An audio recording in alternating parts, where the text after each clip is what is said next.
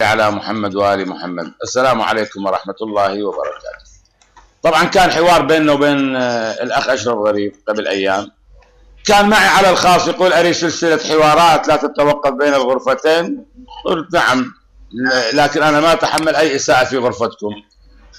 ما رأيك؟ هو يقول، وأنا قلت لك أي إساءة، أنا قلت له أي إساءة أخرج فورا. تأكد لا إساءة، قلت له نجرب.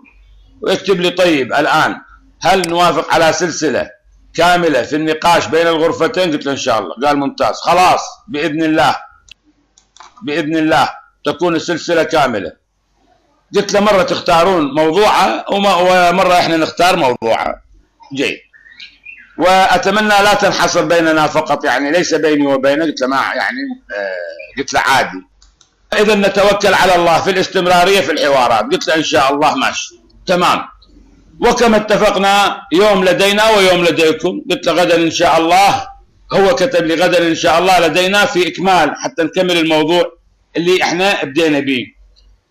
قلت له بعدين نتفق لعله بين يوم ويوم. قال موضوع من هو الخليفة الشرعي بعد النبي. قلت له ما في مانع، غدا إن شاء الله على الموعد.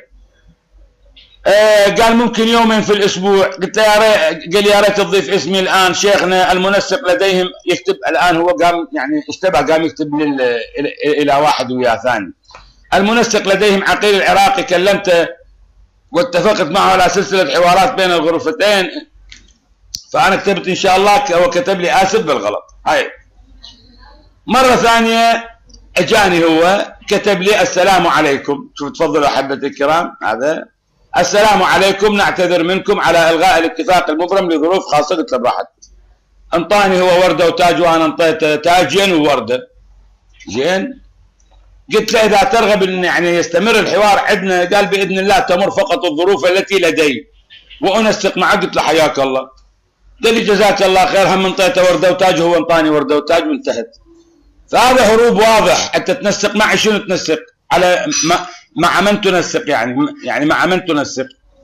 مع من تنسق يعني؟ يا ظروف خاصة. بعدين يدز لنا إعلان اتصال هاتف مع معممين.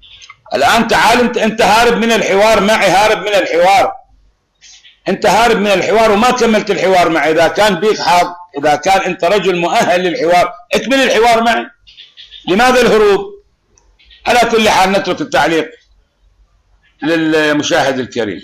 طبعا هذا بالتأكيد يعني هو ليش يرغب بالحوارات في من خلال الفيس وهاي الأمور؟ حتى يبتر التسجيل، حتى يدلس على الآخرين. وأنا الآن ما زلت أتحدى أشرف غريب أن يقبل أن يكمل المناظرات معنا في كل المواضيع الخلافية.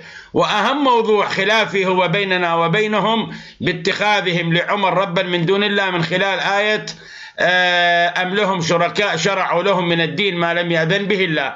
أنا أثبت من خلال هذه الآية أن عمر جعل من نفسه ندا لله وشريكا لله، وكل من اتبع عمر اتخذه ربا من دون الله. الحكم للمجتمع والحكم للجمهور.